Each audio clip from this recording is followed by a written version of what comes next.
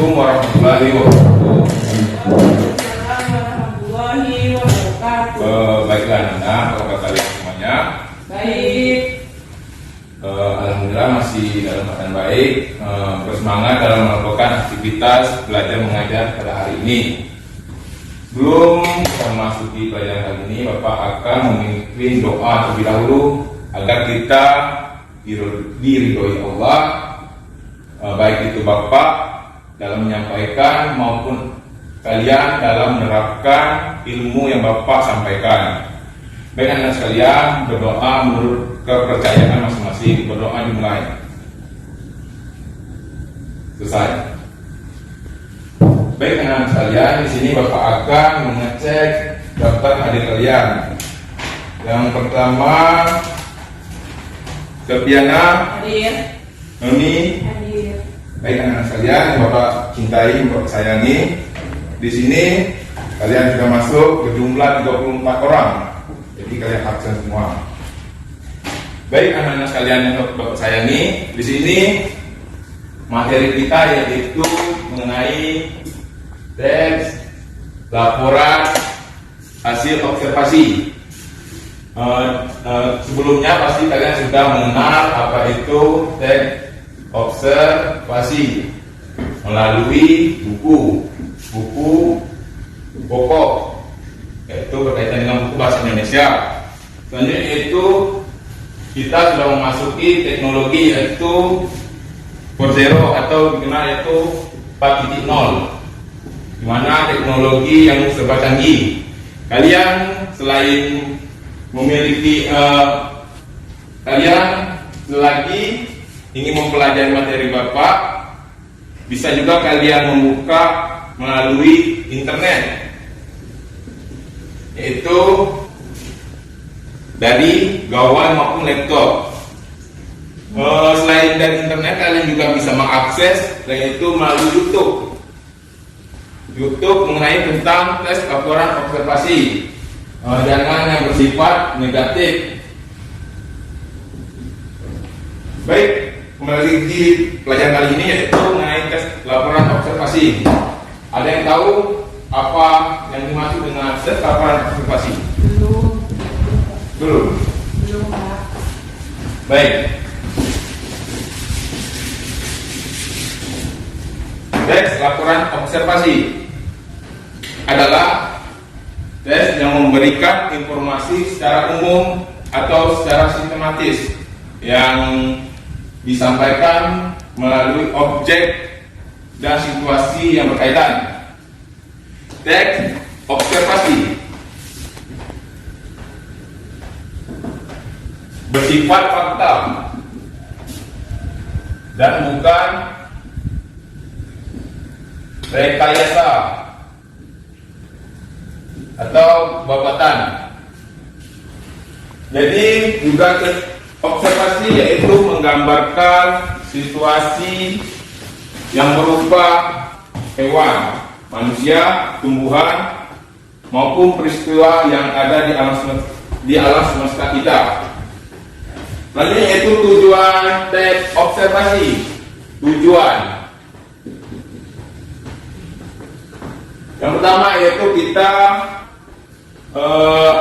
bisa mengetahui informasi yang kita teliti, yang kita amati, baik itu persoalan maupun cara kita mengatasi masalah. Lalu yaitu ciri-ciri tes observasi. Ciri-ciri tes observasi yaitu yang pertama yaitu bersifat objektif, di mana penulis tidak membenarkan untuk kepada orang atau pihak lain. Yang selanjutnya yaitu bersifat fakta, yaitu di mana kita merangkai atau membuat pengamatan hasil laporannya bersifat fakta dan bukan rekayasa.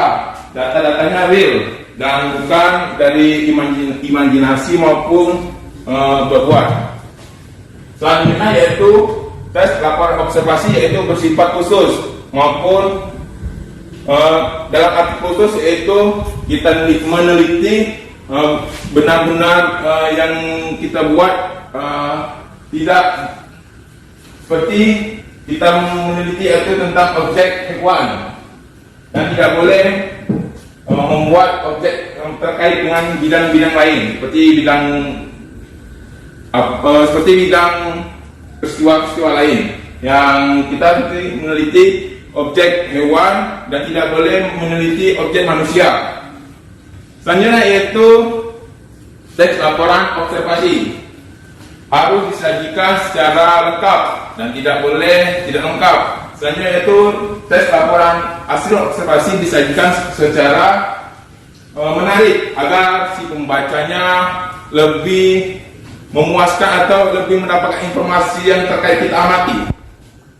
Selanjutnya yaitu struktur tes hasil observasi, yaitu dari tes observasi, yaitu yang pertama yaitu pernyataan umum yang dimana definisinya subjeknya yang dilaporkan seperti nama Latin, asal usul dan lain sebagainya. Dan selanjutnya yaitu deskriptif bagian yang mana contohnya yaitu kita meneliti hewan di mana hewan tersebut terdapat ciri fisik yaitu habitatnya di mana, makanannya apa, dan cara sosialnya. Selanjutnya yang terakhir yaitu simpulan. Kalian menyimpulkan hasil ringkasan dari pengamatan laporan observasi kalian. Selanjutnya yaitu sifat-sifat tes